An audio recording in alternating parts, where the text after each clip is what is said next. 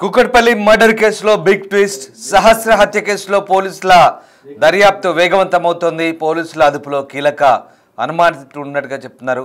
సహస్ర కింది పోర్షన్లో ఉంటున్న వ్యక్తిని పోలీసులు అదుపులోకి తీసుకున్నారు. విచారణ కోసం ఆ యువకుడిని అదుపులోకి తీసుకున్నామని పోలీసులు అంటున్నారు. ఇంకా ఎలాంటి క్లూ దొరకలేదని, కేవలం అనుమానం మాత్రమే అంటూ వివరణ ఇస్తున్నారు. తన బిడ్డను తాను ఎందుకు చంపుకుంటానంటూ మరోవైపు తండ్రి చెప్తున్నాడు. దర్యాప్తు కోసం 5 టీంలు ఏర్పాటు చేశామని పోలీసులు చెప్తున్నారు. సహస్ర హత్య కేసు ఇప్పుడు సంచలనంగా మారింది. సహస్ర హత్య కేసులో వివరాలు ఆరా తీసేందుకు పోలీసులు 5 టీంలను ఏర్పాటు చేశారు. ఇప్పుడు పోలీసులు హత్య ఎందుకు జరిగింది, ఎవరు చేశారనే కోణంలో లోతైన దర్యాప్తు చేస్తున్నారు. నిన్నటి నుంచి కూడా హత్య జరిగిన తర్వాత పోలీసు జాగిలాలను రప్పించారు. క్లూస్ టీమ్స్ వచ్చాయి, ఆధారాలు సేకరించారు. హత్య జరిగిన స్పాట్ నుంచి కూడా ఫింగర్ ప్రింట్స్తో సహా ఆ ప్రాంతంలో రక్తం మార్కులు, అలాగే క్లాస్ ఫుట్ ప్రింట్స్ అన్నీ కూడా సేకరించారు. ఇక పోలీస్ జాగలాలతో ఆ ప్రాంతం అంతా కూడా గాలించారు. తర్వాత ఇక వాళ్ళదైన స్టైల్లో పోలీసులు నిన్నటి నుంచి కూడా ఆరా తీస్తున్నారు. మరోవైపు కింది పోర్షన్లో ఉన్న వ్యక్తిని అదుపులోకి తీసుకున్నట్టుగా తెలుస్తుంది. ఆ వ్యక్తిని అనుమానితుడిగా అదుపులోకి తీసుకున్నట్టు సమాచారం. అయితే కేవలం అనుమానితుడిగా మాత్రమే భావిస్తున్నట్టుగా పోలీసులు చెప్తున్నారు. కుకట్పల్లి మైనర్ బాలిక హత్య కేసులో ఈ పురోగతి చోటు చేసుకుంది. సీసీటీవీ ఫుటేజ్ ఆధారంగా దర్యాప్తు జరుపుతున్న పోలీసులు అదే బిల్డింగ్లో అద్దెకుంటున్న ఓ యువకుడిని ప్రస్తుతం విచారిస్తున్నారు. కుకట్పల్లిలోని దయార్గూడలో 14 ఏళ్ల బాలిక సహస్రిని హత్యోదంతం రాష్ట్ర వ్యాప్తంగా తీవ్రంగా చర్చనీయాంశమైంది. ఒంటరిగా ఉన్న బాలిక గొంతు కోసి ఆపై కడుపులో పొడిచి కిరాతకంగా హత్య చేశారు. అయితే ఆ కేసు దర్యాప్తులో భాగంగా చుట్టుపక్కల ఉన్న వందల సీసీ కెమెరాల ఫుటేజ్లను పోలీసులు పరిశీలించారు. చివరికి ఇది బయట వారి పని కాదని ఓ నిర్ధారణకు వచ్చినట్టుగా తెలుస్తుంది. అదే సమయంలో హత్య జరిగిన అదే భవనంలో ఉంటున్న ఓ యువకుడు అక్కడక్కడే సంచరించినట్లు పోలీసులు గుర్తించారు. ఈ క్రమంలో అతన్ని అదుపులోకి తీసుకొని ప్రశ్నిస్తున్నట్టుగా సమాచారం. ఇక బడికి పోయినా బతికేదేమో, ఏం చేసిందని నా బిడ్డని ఇలా చంపారు, అందుకేనేమో ఆడపిల్లని కనాలంటే భయపడుతున్నారంటూ తల్లి రేణుక గుండెలు పగిలేలా రోధించడం పలువురిని కంటతడి పెట్టించింది. కేవలం కంటతడి కాదు, ఆలోచింపజేస్తోంది. సంగారెడ్డి జిల్లా మునిపల్లి మండలం మక్త క్యాసారం గ్రామానికి చెందిన కృష్ణ రేణుక దంపతులు దయార్గూడలో ఓ పెంట్ హౌస్లో నివాసం ఉంటున్నారు. కృష్ణ సనత్ నగర్లోని బైక్ మెకానిక్గా పనిచేస్తుంటే తల్లి రేణుక ఆసుపత్రిలో ల్యాబ్ టెక్నీషియన్గా పనిచేస్తుంది. వీరికి కుమార్తె సహస్రిని, కుమారుడు సాధ్విన్ ఉన్నారు. ఇద్దరు కూడా వేర్వేరు స్కూల్లో చదువుతున్నారు. ఉదయం 9 గంటలకు తల్లిదండ్రులు ఉద్యోగాల కోసం బయటకు వెళ్ళిపోయారు. సహస్రినికి పాఠశాలలో స్పోర్ట్స్ మీట్ ఉండడంతో గత 4 రోజుల నుంచి ఇంటి వద్ద ఉంటుంది. అయితే మధ్యాహ్నం 12 గంటలకు సాధ్విన్ చదువుతున్న పాఠశాల నుంచి బాబుకు లంచ్ బాక్స్ తేలేదని తల్లిదండ్రులకు ఫోన్ వచ్చింది. దీంతో తల్లి రేణుక వేరే వారికి ఫోన్ చేసి లంచ్ బాక్స్ రెడీ చేసి స్కూల్కి పంపాలని కుమార్తెకు చెప్పడానికి పంపించింది. అయితే ఇంటి తలుపులు మూసి ఉందని, ఇంట్లో ఎవరు లేరని తల్లి చెప్పడంతో ఆమె కృష్ణకు ఫోన్ చేసి ఇంటికి వెళ్ళి లంచ్ బాక్స్ ఇచ్చిరమ్మని చెప్పింది. సో తండ్రి కృష్ణ ఇంటికి వెళ్ళి చూస్తే కుమార్తె సహస్రిని మంచంపై రక్తపు మడుగులో పడింది. దీంతో భార్యకు, పోలీసులకు సమాచారం అందించాడు ఆ వ్యక్తి. సంఘటనా స్థలాన్ని చేరుకున్న కుక్కట్పల్లి పోలీసులు డాగ్ స్క్వాడ్ క్లూస్ టీమ్స్తో వచ్చి పరిసరాలకు క్షుణ్ణంగా పరిశీలించి ఆధారాలు సేకరించారు. బాలనగర్ జోన్ డీసీపీ సురేష్ కుమార్ సంఘటనా స్థలాన్ని పరిశీలించి మృతదేహాన్ని పోస్టుమార్టం నిమిత్తం గాంధీ ఆసుపత్రి తరలించారు. తర్వాత బాలిక మృతదేహాన్ని తల్లిదండ్రులకు అప్పగిస్తే వాళ్ళ సొంత గ్రామాన్ని తీసుకెళ్లి అంత్యక్రియలు నిర్వహించారు. సహస్రిని ఎవరితో గొడవలు పెట్టుకోదని, అందరితో కలివిడిగా ఉంటుందని, పాఠశాల దూరంగా ఉండడంతో దగ్గరలో స్నేహితులు కూడా ఎవరూ లేరని తల్లి రేణుక అంటుంది. తన బిడ్డను ఎందుకు చంపారో ఏమో అంటూ ఆ తల్లి గుండెల విసేలా రోధిస్తున్న పరిస్థితి కనబడుతుంది. సో మొత్తం మీద కుక్కట్పల్లి హత్యోదంతం వ్యవహారంలో ప్రస్తుతానికి ఆ ఇంట్లో అద్దెకుంటున్న సంజయ్ అనే యువకుడిని పోలీసులు అదుపులోకి తీసుకున్నట్టుగా తెలుస్తోంది. సహస్ర మర్డర్ తర్వాత అక్కడే తిరుగుతూ కనిపించాడు సంజయ్. దీంతో అతన్ని అదుపులోకి తీసుకొని విచారిస్తున్నారు. దీనితో మరోవైపు బంధువుల హస్తం ఏమైనా ఉందా అన్న కోణంలో కూడా దర్యాప్తు జరుగుతుంది. కుకట్పల్లి సంగీత్ నగర్లో ఉంటున్న సహస్రిని అనే 12 ఏళ్ల చిన్నారిని దారుణ హత్య చేసిన తర్వాత ఇప్పుడు పోలీసులు అనేక కోణాల్లో దర్యాప్తు చేస్తున్నారు. 5 బృందాలుగా ఏర్పడి పోలీసులు దర్యాప్తు అయితే కొనసాగిస్తున్నారు. చాలా ప్రతిష్టాత్మకంగా పోలీసులు ఈ విచారణ చేస్తున్న పరిస్థితి.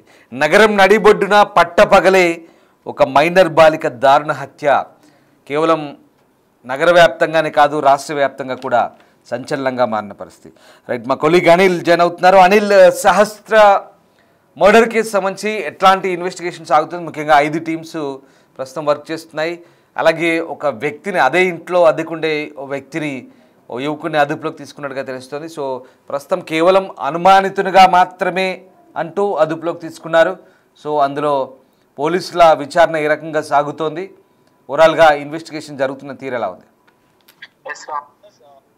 కూకట్పల్లి బాలిక హత్య కేసులో పోలీసులు అయితే దర్యాప్తు ముమ్మరం చేశారని చెప్పాలి. ఈ దర్యాప్తులో భాగంగా మొత్తం 4 బృందాలుగా ప్రెసెంట్ అయితే ఈ కేసుకు సంబంధించి దర్యాప్తు అయితే చేస్తున్నారని చెప్పాలి. అయితే ఇందులో భాగంగానే ఎవరైతే అనుమానిస్తున్నారో, అంటే అనుమాన స్థితిలో ఎవరైతే కనిపిస్తున్నారో వాళ్ళని అయితే ప్రెసెంట్ అదుపులోకి తీసుకొని విచారిస్తున్న పరిస్థితి అయితే కనిపిస్తుంది. ఇందులో భాగంగానే కూకట్పల్లిలోని సంగీత్ నగర్ లో, అంటే సహస్రాని నివాసం ఉంటున్న అదే ఇంట్లో 2వ ఫ్లోర్ లో నివాసం ఉంటున్న సంజయ్ అనే వ్యక్తిని కూడా అదుపులోకి తీసుకున్నట్టుగా కూడా తెలుస్తుంది. అతన్ని అదుపులోకి తీసుకొని ప్రెసెంట్ అయితే విచారిస్తున్న పరిస్థితి అయితే కనిపిస్తుంది. ముఖ్యంగా అనుమానిస్తూ దానికి సంబంధించి అతను అక్కడే ఉన్నాడు కాబట్టి అదే సమయంలో అక్కడ ఉన్న సిచ్యువేషన్ బేస్ చేసుకొని, అతని పరిస్థితిని బేస్ చేసుకొని అతను ఒక దేశభక్తి పర్సన్ గా ఉన్నాడు, వ్యక్తిగా ఉన్నాడు కాబట్టి కొన్ని అతని కాల్ హిస్టరీ డేటా అంతా కూడా చెక్ చేసిన తర్వాత అనుమానం స్థితిలో అతన్ని అదుపులోకి తీసుకోవడం జరిగింది. దానికి సంబంధించి కూడా విచారణ అయితే చేస్తున్న పరిస్థితి అయితే కనిపిస్తుంది. అయితే ప్రస్తుతం డీసీపీ సురేష్ కుమార్ కూడా ప్రెసెంట్ ఇన్వెస్టిగేషన్ లో భాగంగా ఇన్వెస్టిగేషన్ చేస్తున్నాడు. ఇప్పుడే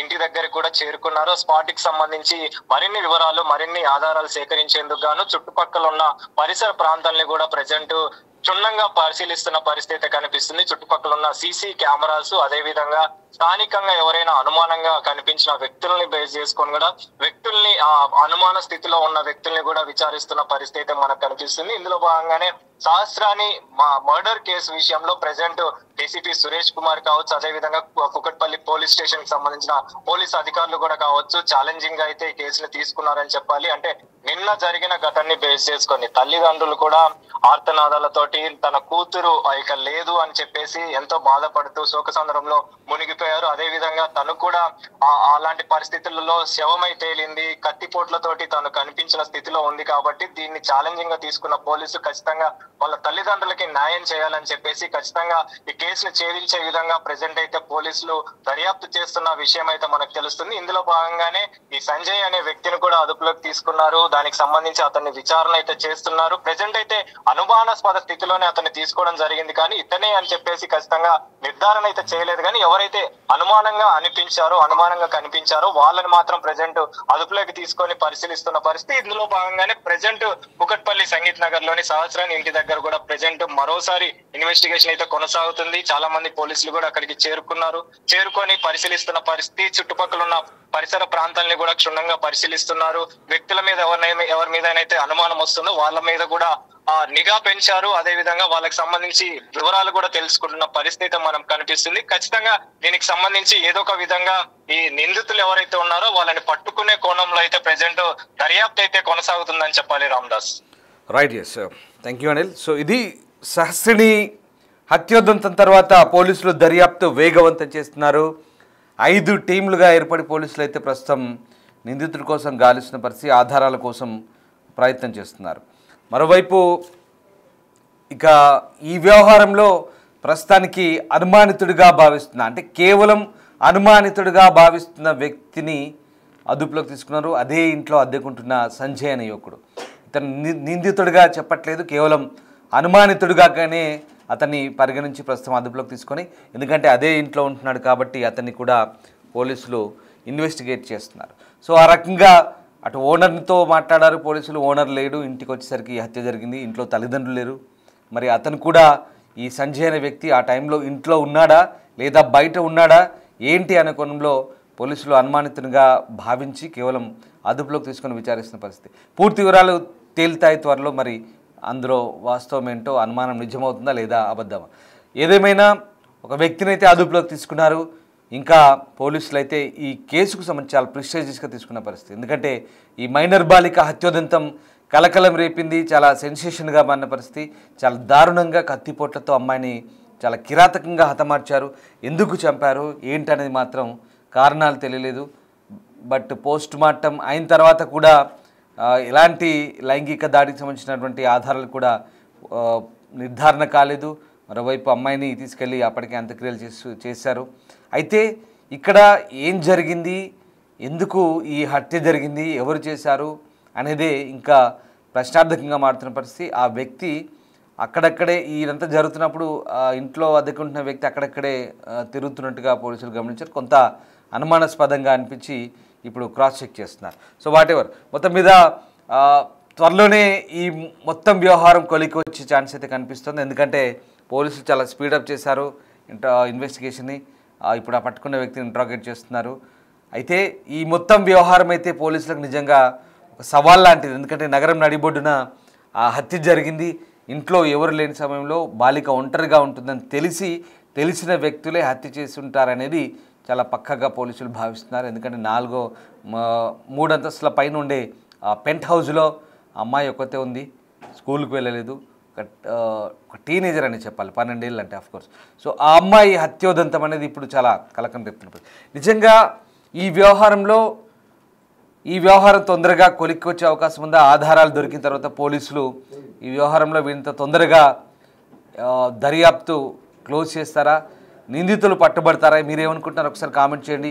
ఈ హత్య ఎవరు చేసి ఉంటారని మీరు భావిస్తున్నారు? మీ అభిప్రాయం అంటే, ఎందుకంటే ఇన్ని వివరాలు చెప్పిన తర్వాత రకరకాల డౌట్లు ఆలోచన రావచ్చు. మరోవైపు తండ్రి కూడా రియాక్ట్ అయ్యాడు. ఒకవేళ తండ్రిపై కూడా అనుమానాలు వచ్చుంటాయి. ఎందుకంటే ఇటీవల కాలంలో కుటుంబ సభ్యులకు కూడా రకరకాల అనుమానాలు, రకరకాల స్టోరీలు చూస్తున్నాం. ఆ కోణంలో కూడా తండ్రిని క్వశ్చన్ చేసినప్పుడు బిగ్ కూడా మాట్లాడాడు. తన కూతుర్ని చంపుకోవాల్సిన అవసరం తనకేంటి, ఉన్నది ఒక్క కూతురే కదా అంటూ తండ్రి చెప్పిన సమాధానం. ఇక్కడ ఏది ఎవరమో ఎక్కడ నిర్ధారించలేదు, కేవలం అనుమానితులుగానే పరిగణించి ఇదంతా కూడా క్రాస్ చెక్ చేసే సందర్భంలో వస్తున్నటువంటి మాటలు, దానికి సంబంధించిన వివరణ అంతే మాత్రం.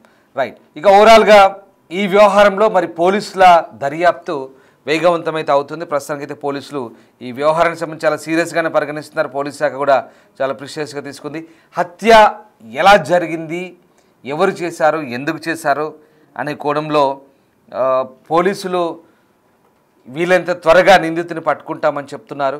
సో 5 టీమ్స్ అయితే ఏర్పడ్డాయి.